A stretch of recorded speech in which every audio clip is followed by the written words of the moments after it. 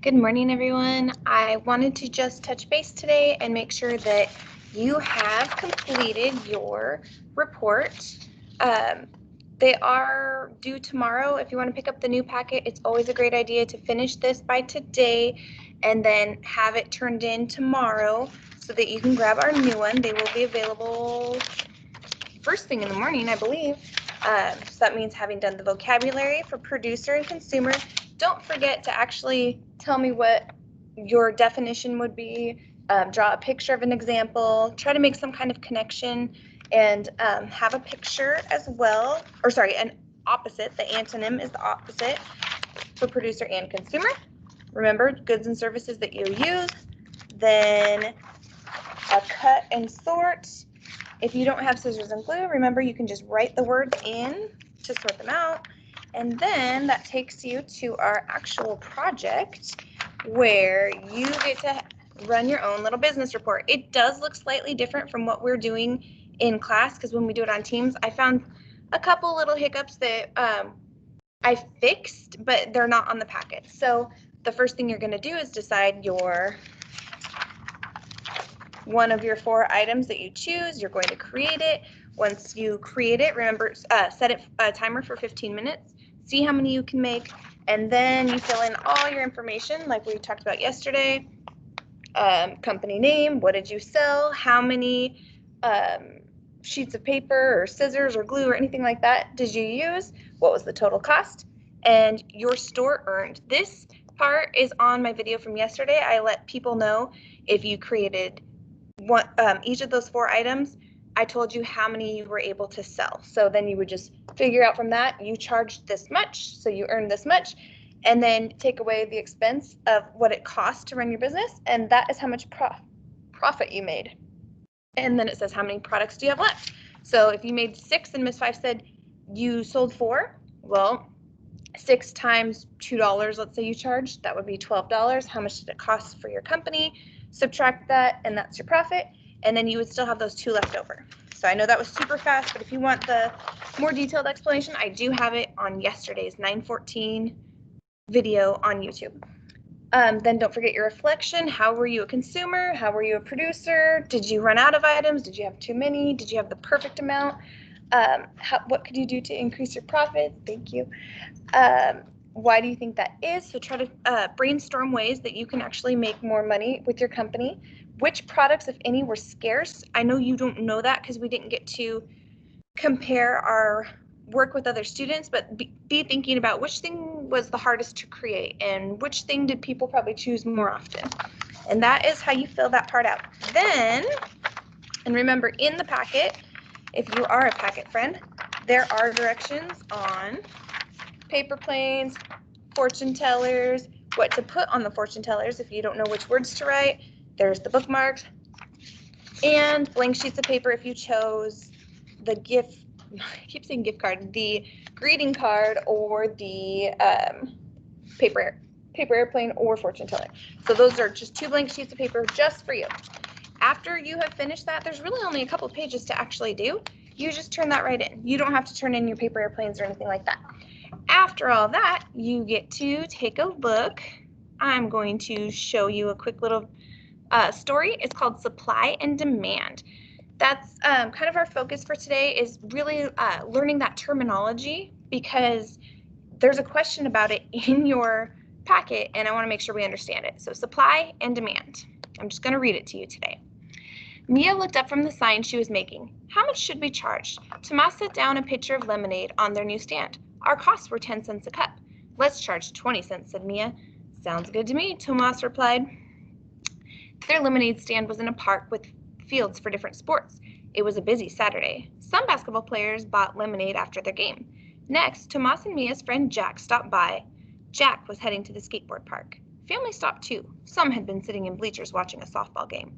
Mr. Smith, the softball coach, came over. Tomas and Mia's pitcher was empty. Rats, said Mr. Smith. Some ice-cold lemonade would sure hit the spot. So they ran out before he could have any. Let me move you guys down here.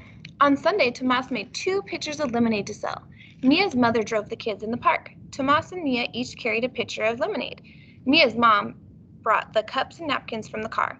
So many people wanted our lemonade yesterday, said Mia. I think we can charge more for it. How about 25 cents a cup? Tomas suggested.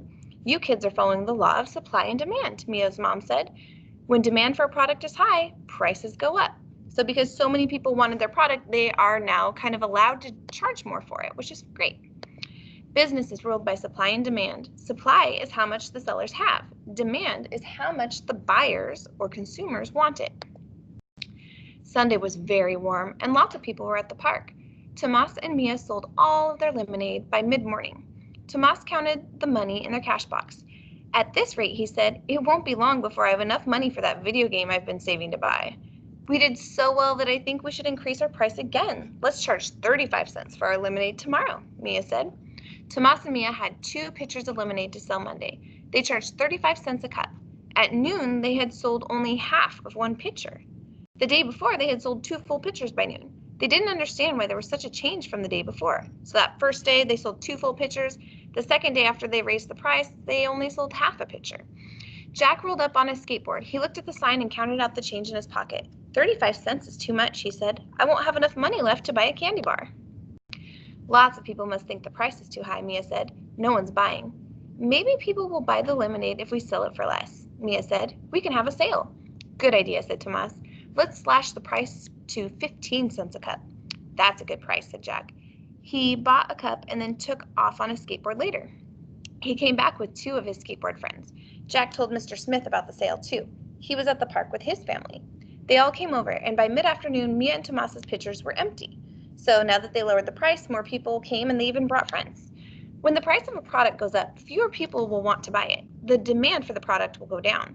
When the demand is low, the sellers lower the prices. So like when you guys go to a sale at a store, it makes you want to purchase more of those products. On Wednesday, Mr. Smith stopped by again. We're having softball practice today. I'm sure there'll be lots of thirsty players who want lemonade. Thanks for letting us know, said Tomas. He turned to Mia. If lots of people want lemonade, we should be able to raise our price. How about charging 30 cents? That sounds good to me, Mia grinned. Let's go home and make lots of lemonade. Mia and Tomas made 6 pitchers of lemonade.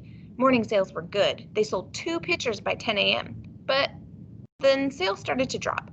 I wonder why no one's buying our lemonade anymore, Mia said as a crowd of kids walked by without stopping. When the price of a product is low, more people are likely to buy that product. The demand for the product will go up. Sellers will raise the price. When the price of the product is high, sellers will make more of it so that they can earn more money. The supply will go up. Jack skidded up to the lemonade stand on his bike. Hi guys, he said. Did you see? Someone opened a concession stand on the other side of the park. They're selling soda and hot dogs. The soda costs only 25 cents. Mr. Smith walked by carrying equipment bags. It sounds like you guys have some competition. We could lower our price to be the same as the soda, said Mia, but we can't compete with the hot dogs. So they have a concession stand open. They're selling multiple things, and so they said they can't compete with that, but they can lower their lemonade price so more people would want to buy that.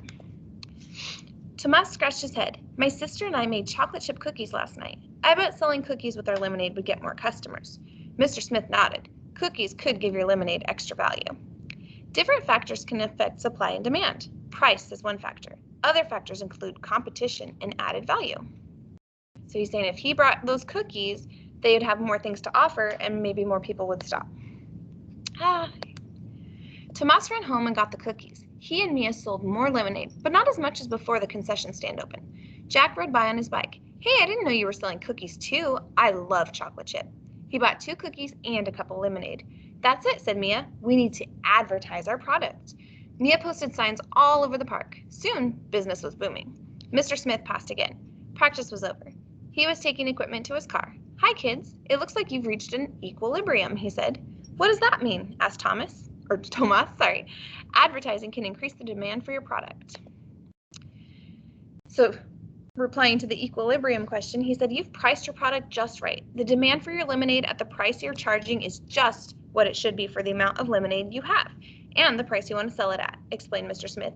So the supply and demand are balanced, said Mia. Yes, said Mr. Smith. So they have a certain amount and people want a certain amount and they priced it just right. The balance can change though, right? Tomas asked. Like on a rainy day, there wouldn't be very much demand for lemonade. Sure, lots of things can affect the balance, said Mr. Smith, even a frost in Florida. Mia crinkled her brow. Oh, I know, she said. If the frost hurt the lemon trees, we wouldn't have enough lemons to make our lemonade. That means the price of lemons would go up, said Tomas, and they'd cost more than we would probably want to spend. Mr. Smith nodded. Wise business owners study the market. Mia grinned. No matter what happens now, we know how to make our business a success. Tomas grinned too. 3 cheers for supply and demand. So at the very end, they have added value, advertise, competition, demand, equilibrium, product, and supply. Those are all really great words to know. We're not going to have to study them too much, but it might help with answering those last questions in your packet. So please, please, please make sure that you have completed everything completed everything in the packet as much as you can. Don't turn in blank packets, please. Ask questions if you have them. I'm available on Dojo or Teams, but try to have it in by tomorrow. That way you're all caught up with your work. All right, have a great day. See you soon.